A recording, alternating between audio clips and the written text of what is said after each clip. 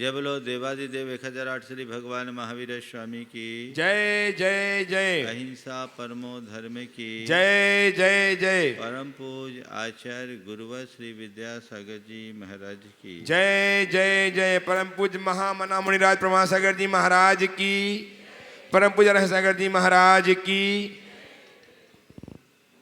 हम जब आंखें खोलते हैं तो हमें दृश्य जगत दिखाई पड़ता है। प्रायः हमारी दृष्टि दृश्य पर ही पड़ती है और जो कुछ भी दिखता है हम अपने आप को उतने तक ही सीमित करके चलते हैं। बहुत सारी चीज़ें ऐसी है जो हमें दिखाई पड़ती है, पर बहुत सी चीज़ें ऐसी हैं जो अदृश्य है, जिसे देखा नहीं जा सकता। संत कहते हैं जो दिखाई पड़ती है वह तुम्हारे सामने है और जिसे देखा नहीं जा सकता उसे भी पहचानने की जरूरत है। जो केवल दृश्य को ही सब कुछ मानते हैं वे अपने जीवन के परम तत्व को प्राप्त नहीं कर पाते, क्योंकि दृश्य से ज़्यादा बलवान अदृश्य है।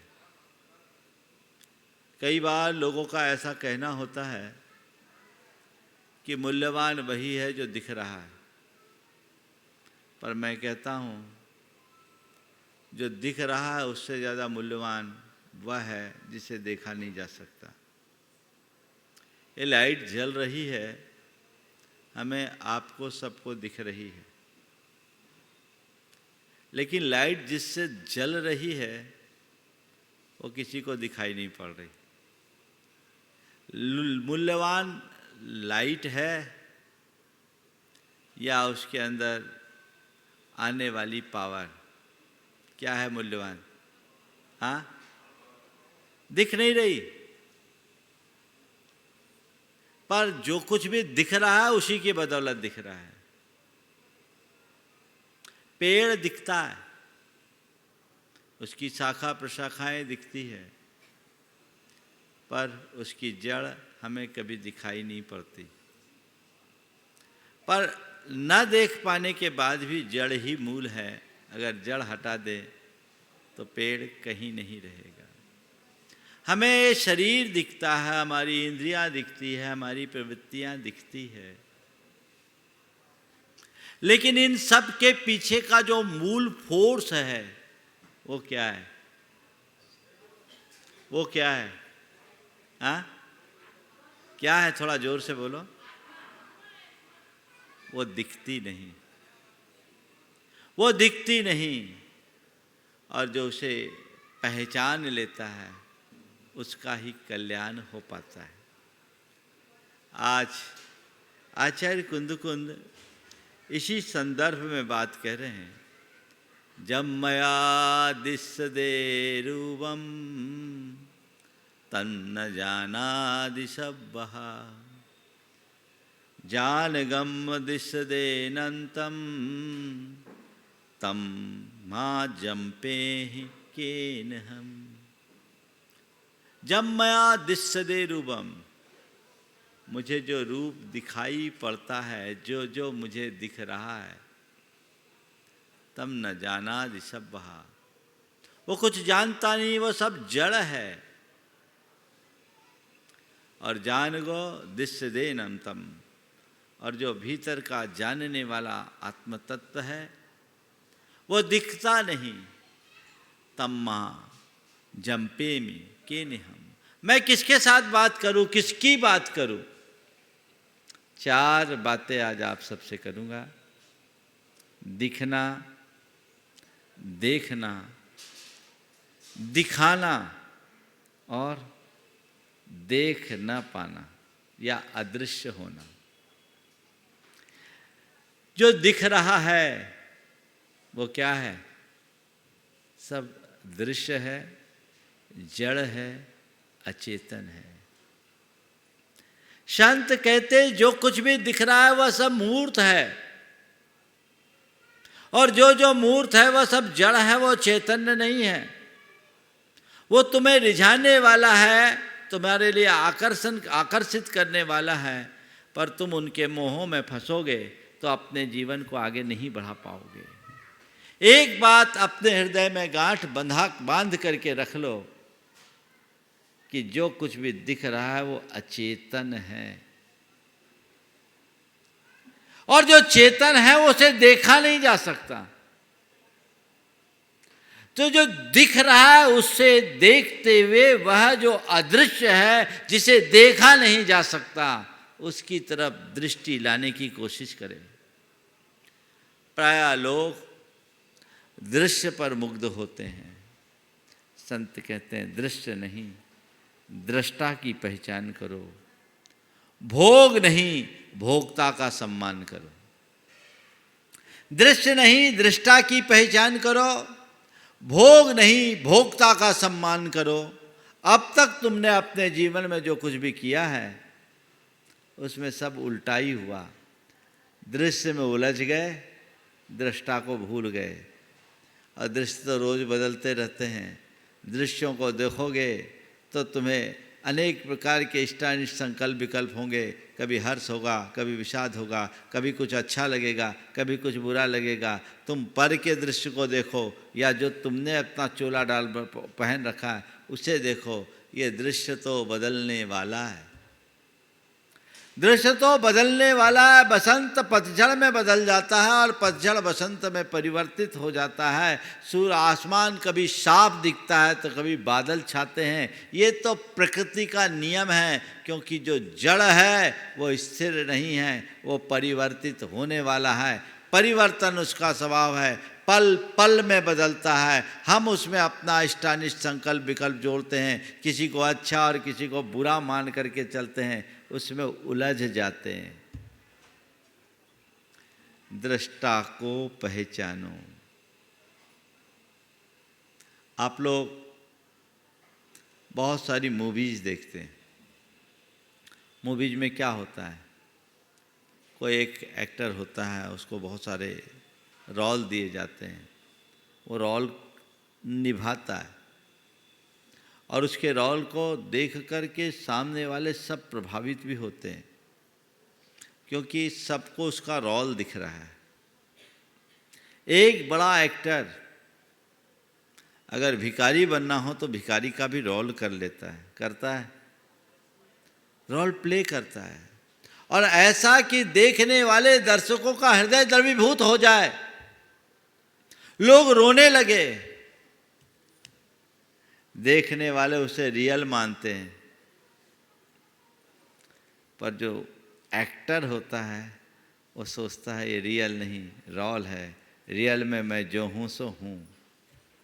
मैं आपको पूछता हूँ, यदि अचानक ऐसी परिस्थिति बन जाए कि आपको भीख मांगने को मजबूर होना पड़े, क्या आप अपने उस स्थिति को स्वीकार करने की स्थिति में होगे? अरे महाराज ऐसा आशीर्वाद मत दो आप। मैं नहीं देता, मैं तो समझता हूँ सब राजा बने रहे। लेकिन समय काल की परिस्थिति आज जिसे आप भिखारी के रूप में देख रहे हैं, हो सकता है किसी अतीत में वो राजा भी हो रहा हो, और आज जो राजा है वो कभी भिखारी भी रहा हो, ऐसा हो सकता है। ये तो बदलाव है। लेकिन मेरा कहने का तात्पर्य केवल इतना है कि यदि कोई ऐसी हल्की स्थिति बन जाए तो आप उसे स्वीकारने को राजी हो? नहीं। क्यों? क्योंकि हमने अपने इसी रूप को असली रूप मान लिया। अपने आप को यहीं तक सीमित रख करके चलते हैं। हमें लगता है बस ये जो मैंने अपनी छवि गढ़ रखी है, बस मैं वही हूँ।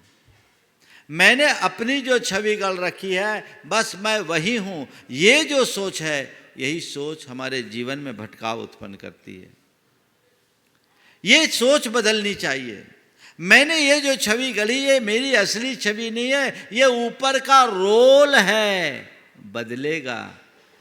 आज राजा हूँ तो कल रंक भी हो सकता हूँ, कल रंक हूँ तो राजा भी बन सकता हूँ, अमीर से गरीब भी बन सकता हूँ, गरीब से अमीर भी बन सकता हूँ, रूपवान कुरूप बन सकता है, कुरूप रूपवान बन सकता है, पंडित पागल बन सकता है और पागल भी विद्वान बन सकता है। ये तो समय का फेर है, कब किसके साथ हो जाए ये, लेकिन ये सब का सब रोल है, रियल नहीं है।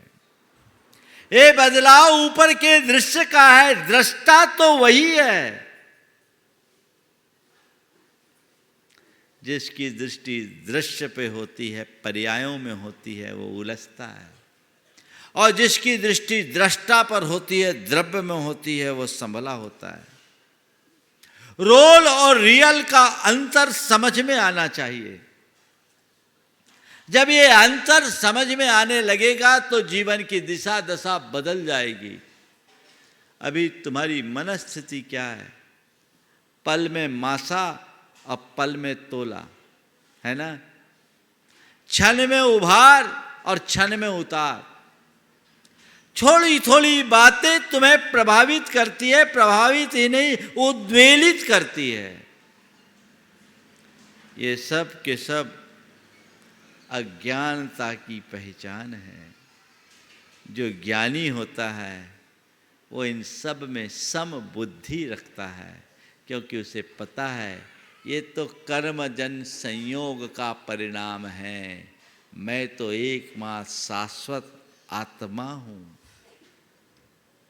जिसे देखा नहीं जा सकता, जिसे इन इंद्रियों से पहचाना नहीं जा सकता, जिसे छुआ नहीं जा सकता, जिसे चखा नहीं जा सकता, वो मैं हूँ। तो दिखना, जो दिख रहा है वह सब जड़ है। जब मैं संघ में आया, ब्रह्मचारी था, सामायिक में बैठता था, मन नहीं लगता था। गुरुदेव से कहा, गुरुदेव आत्मा का ध्यान करने की बात आपने कही, मन ही नहीं लगता, क्या ध्यान करूं? गुरुदेव ने एक छोटा सा सूत्र दिया, बोले कुछ मत करो, एक मंत्र लो, जो दिख रहा है वो मैं नहीं, जो देख रहा है वो मैं हूँ। जो दिख रहा है वो मैं नहीं, जो देख रहा है वो मैं हूँ। बहुत बड़ा सूत्र है इसमें। दिख रहा है वो मैं नहीं, जो देख रहा है वो मैं। दिख क्या रहा है? बाहर देखिए तो समझ में आता है वो मैं नहीं हूँ। ये जो शरीर दिख रहा है ये मैं नहीं हूँ, मेरी इंद्रियां दिख रही ये मैं नहीं हूँ, और अंदर जो विचार उत्पन्न हो रहे हैं उसका भी आभास हो रहा है वो मैं नहीं हूँ। दिखने वाला मैं नहीं, देखने वाला मैं हूँ। देख कौन रहा है? ये आंखें? आंखें नहीं देख रही। आंखें देख रही क्या? आंखें तो मृतक की भी होती है। आंखें नहीं देख रही, देख कौन रहा है? आंखों के भीतर से जो झांकने वाला है वो देख रहा है। वह परम तत्व, वह चैतन्य तत्व तुम हो। तो दिखना और देखना, दिखाना और देख ना पाना, हमने आज तक जो दिखा अपने आप को उसमें उलझाया है और उसे ही देखने में अपनी सारी शक्ति को लगाई। जो बाहर से दिखने योग्य है उसे कभी देखने की कोशिश नहीं की। जो देखे जाने योग्य नहीं है उस देखने वाले को पहचानो।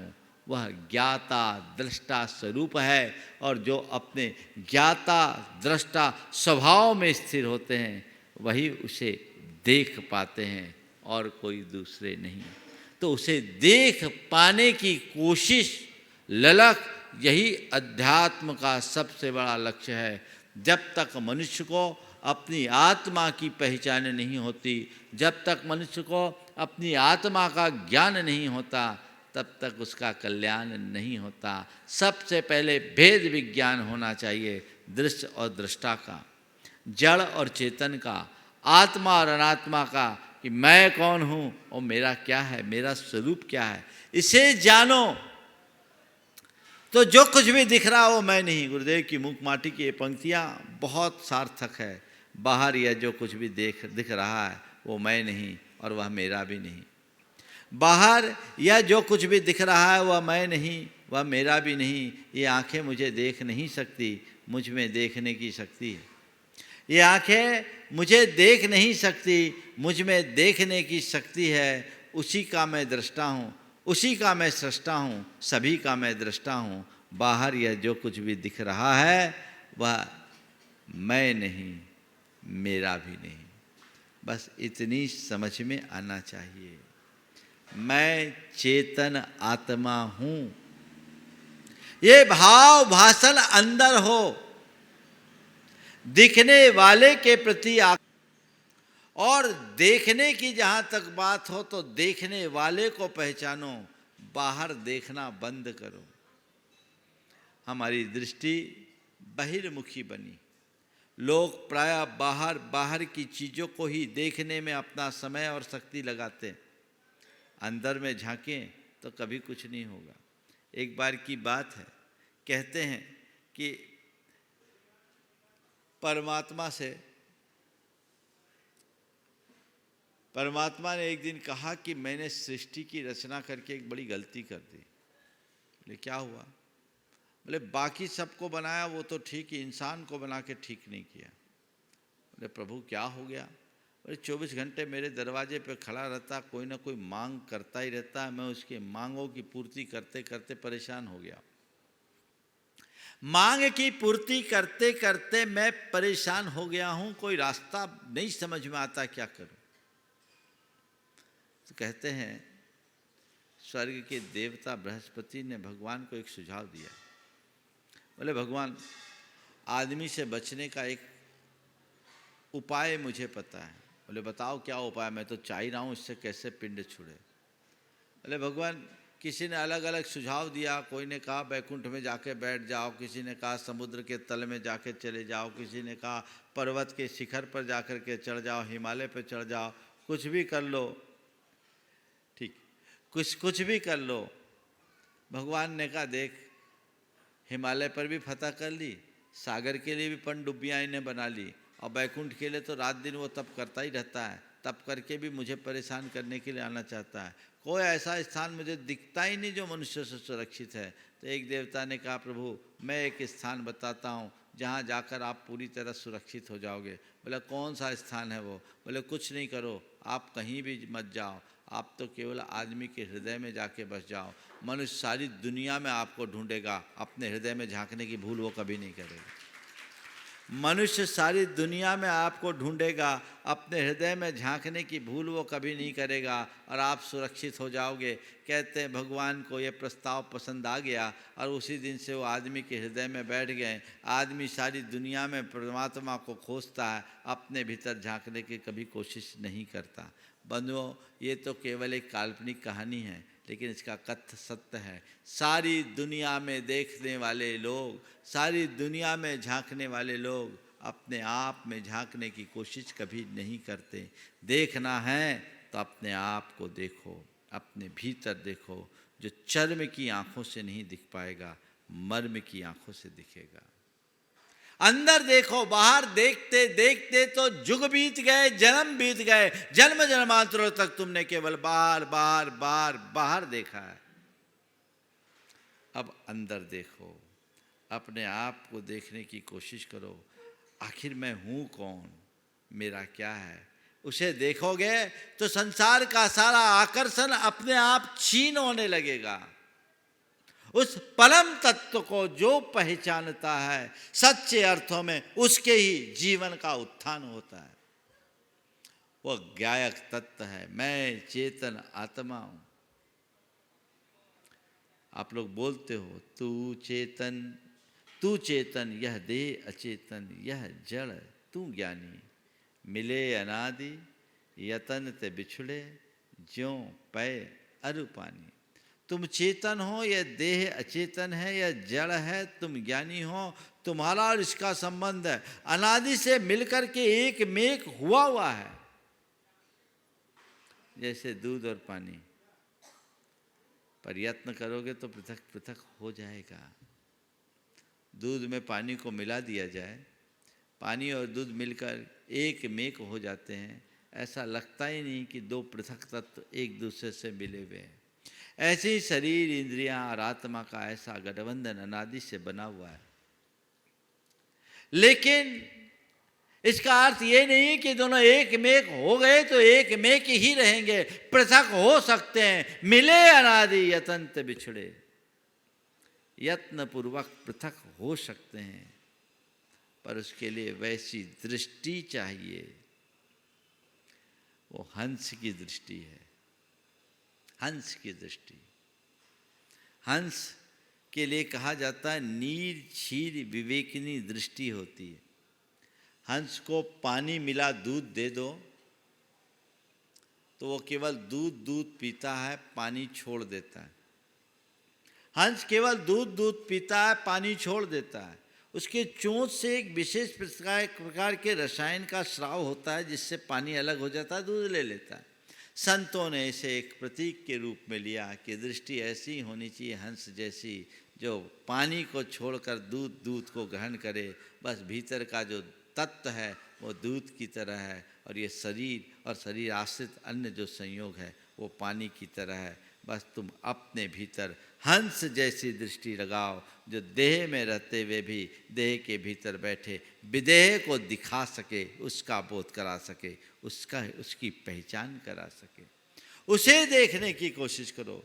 तो देखना है तो अंतर्दृष्टि अपने भीतर जगाओ। कन्हैयालाल सेठिया की बड़ी सार्थक पंक्तियां हैं। हंस मान सर भूला, हंस मान सर भूला, सनी पंख में चंच हो गए उजले पर मटमैले, कंकर चुगने लगा वही जो मुक्ता चुकता पहले, पल में क्या ऐसा आकर्षण जो परमेश्वर भूला, हंस मान सर भूला, हंस मान सर भूला। कमल नाल से बिछुल कांस के सूखे तिनके जोरे, और गुंठित कलियों के धोखे कुंठित सूल बटोरे, क्षर में क्या ऐसा सम्मोहन जो तू अक्षर भूला, हंस मानसर भूला, हंस मानसर भूला। नीर क्षीर की दिव्य दृष्टि में अंध वासना जागी, नीर क्षीर की दिव्य दृष्टि में अंध वासना जागी, गति का परम प्रतीक बन गया जड़ता का अनुरागी। नीर क्षीर की दिव्य दृष्टि में अंध वासना जागी, गति का परम प्रतीक बन गया जड़ता का अनुरागी, क्षण को अर्पित हुआ साधना का मनमंत्र भूला, हंस मानसर भूला, हंस मानसर भूला, हंस मानसर भूला। तुम हंस हो, हंस की शोभा मान सरोवर में तैरने में है, लेकिन कोई मान सरोवर को भूलकर हंस अगर किसी सूखे सरोवर में जाएगा तो उसका क्या हाल होगा। जिसे कमल लाल के मध्य कीड़ा करनी चाहिए वो कांच के सीखे तिनके जोड़ने लगेगा तो उसे क्या कहेंगे। हमारी दिशा यही है। जिसे अपने अध्यात्म के मान सरोवर में डुबकी लगाना चाहिए वो विषयों के पोखर में लग गया। जिसे कमल की नाल में कीड़ा करना चाहिए अपने आत्मा में डूबकर वो जड़ भौतिक सुख के कांच के तिनकों को जोड़ रहा है। तो कमल नाल से बिछुल कांच के सीखे तिनके जोड़े, अवगुंठित कलियों के धोखे कुलठित सूल बटोरे। एक भ्रमणा है, ये एक छलावा है जो मृग मरीच का जैसी है, केवल भटकाव है, ठहराव नहीं। उस भटकाव से अपने आप को बचाने का पुरुषार्थ होना चाहिए ताकि जीवन में ठहराव आ सके, स्थिरता आ सके और जीवन की दिशा और दशा को बदला जा सके। तो दिखना और देखना, किसे देखना? जो आज तक अनदेखा है, जिसे हम देख नहीं पाए। कैसे देखेंगे? इन आंखों से नहीं देखा जा सकता। आंखें जब हम खोलते हैं तो बाहर का संसार दिखता है और आंखों को बंद करते हैं तो भीतर का स्वरूप दिखता है। अब हमें तय करना है, आंखें खोलकर बाहर देखना है या अंदर झांककर भीतर के तत्व को देखना है। बाहर देखने का अभ्यास हमारा बहुत पुराना है, लेकिन जब हम अंदर झांकने की कोशिश करेंगे तभी अपने जीवन में कुछ अच्छा कर सकेंगे। तो दिखने में मत उलझो, देखने की कोशिश करो और देखो भी तो जड़ को नहीं, चेतन को देखने की कोशिश करो। अपने स्वरूप को पहचानने वाला व्यक्ति ही अपने जीवन का कल्याण करता है। तो कहते जम मया दिश्य दे रूपम तन्न जाना दिशब्बहा जान गो दिश्य दे नमतम तम्हा जम्पेमी केन हम। जब जानने वाला ज्ञाता तत्व तो दिखता नहीं, मैं तो किससे बात करूं, किसकी बात करूं। अब बात है दिखाने की। तो आप लोग भी दिखाते हैं, क्या दिखाते हैं? अपनी शान, है ना, जो झूठी शान है उसे लोग दिखाने की कोशिश करते हैं। प्रदर्शन की वृत्ति एक मान प्रेरित वृत्ति है जो अज्ञान के कारण उत्पन्न होती है। किसी को कुछ दिखाने की जरूरत नहीं है, अपने आप को देखने की जरूरत है। चाहे व्यवहार की दृष्टि से हम बात करें या अध्यात्म की दृष्टि से बात करें, हम किसी को क्या दिखाएं, हमें दूसरे को दिखाने की जगह अपने आप को देखने की ज़रूरत है। लोग व्यवहार में अपने आप को दूसरों से बेहतर दिखाने की कोशिश करता है। संत कहते हैं अपने आप को बेहतर बना लो, दिखाने की ज़रूरत ही नहीं पड़ेगी। और सच्चे अर्थों में देखा जाए तो संसार का हर प्राणी लोक में सर्वश्रेष्ठ है, वो अपने आप में सबसे बेहतर है, उसे और किसी को देखने की ज़रूरत क्या है। दूसरों को देखोगे तो तुम कहीं अपने आप को बेहतर या कमतर महसूस कर सकते हो, लेकिन अपने भीतर देखोगे तो न कोई कमतर है न कोई बेहतर है। जो है सो है, बस उसे पहचानो, उस स्वभाव को जानने की कोशिश करो।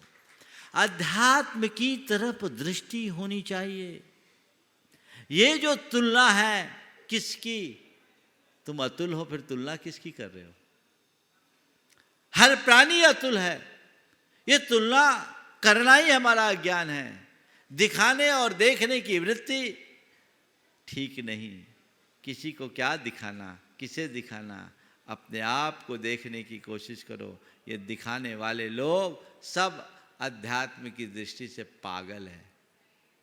अध्यात्म की दृष्टि से पागल है, वो मोह से मूर्छित है, उनको अपने जीवन की सही समझ नहीं है, जीवन की सच्चाई का बोध नहीं है। यदि ऐसा बोध होता तो इस तरह की स्थिति कभी निर्मित नहीं हो सकती थी। संत कहते हैं दिखाने की आदत से बाज आओ। आजकल है ना लोगों को एक कहते हैं दिशा दर्शन की खुजलाहट होती है, सब रास्ता दिखाते हैं। और भी कई बार तो बड़ी हास्यास्पद स्थिति होती है कि अंधे हैं वो अंधों को राह दिखा रहे हैं। क्या होगा? बुरा हाल हो जाएगा। और ऐसे लोगों को दिखाना भी बड़ा मुश्किल होता है, दिखाने वाले भी कई बार फंस जाते हैं। एक आँख वाला आदमी एक ऐसी घाटी में पहुंच गया जो अद्भुत थी, समझ लो सृष्टि का सबसे सुंदर स्थान, लेकिन बस्ती पूरी अंधों की थी, अंधों की बस्ती थी। उस घाटी की सुरम्य छवि को देखकर इसका मन बड़ा प्रसन्न हुआ और मन में एक भाव आया, काश ये अंधे भी इसे देख पाते, काश ये अंधे भी इसे देख पाते। अब अंधों को दृश्य दिखाने के ख्याल से उसने अंधों से कहा, भैया तुम लोग यहाँ कहाँ, कितनी हरितमा है, कितने सुंदर पेड़ हैं, कितने अच्छे झरने हैं, कितने अच्छे पौधे हैं, कितने सुंदर सुंदर फूल हैं, देखो तुम लोग देख ही नहीं पाते, तुम्हारे आगे तो केवल अंधेरा ही अंधेरा। अंधों ने कहा ये क्या बकवास कर रहे हो, हमारी जन्म जिंदगी बीत गई, हमारी जन्म जिंदगी बीत गई, आज तक हम देख नहीं पाए और हम क्या करेंगे? तुम देखने दिखाने की बात करते हो, ये क्या है? सबने बोला, उसने बोला भाई तुम लोगों के पास आंखें नहीं, मेरे पास आंखें हैं, इसलिए ऐसा बोल रहे हैं। सबने तय किया ये कोई पागल हमारी बस्ती में आ गया, ये किसे आंख बोलता है, जिसे ये आंख बोलता है उसकी आंख फोड़ दो ताकि ये भी हमारी तरह रहे, क्योंकि हम ऐसे ही देखते आए, यहाँ केवल अंधेरा है और अंधेरा ही है, हम अंधेरा में रहते आए, अंधेरे में ही रहेंगे। उसने लोगों को बताने की कोशिश की, पर क्या हुआ, लोगों ने उसकी आंखें पाने की जगह उसकी आंखें फोड़ दी, बेचारा सब कुछ खो दिया। काश ऐसा हमारे साथ ना हो, जो दूसरों को इस तरह दिखाने की कोशिश करते हैं वे अपनी आंखें खो देते हैं। यहाँ ज़रूरत है देखने की, दिखाने की नहीं। जब हम अंदर के तत्व को देखने में समर्थ होंगे तभी हम अपने जीवन के परम सार को प्राप्त कर पाएंगे। तो बस मैं अपने आप को देखूं, अपने अंदर देखूं, अपने अंदर झांकूं, अपने जीवन को बेहतर और सुंदर बना सकूं, ये मेरा पुरुषार्थ होना चाहिए। अपनी वाणी को यहीं पर विराम दे रहा हूं। बोलिए परम पूज्य आचार्य गुरुवर श्री विद्यासागर जी महाराज की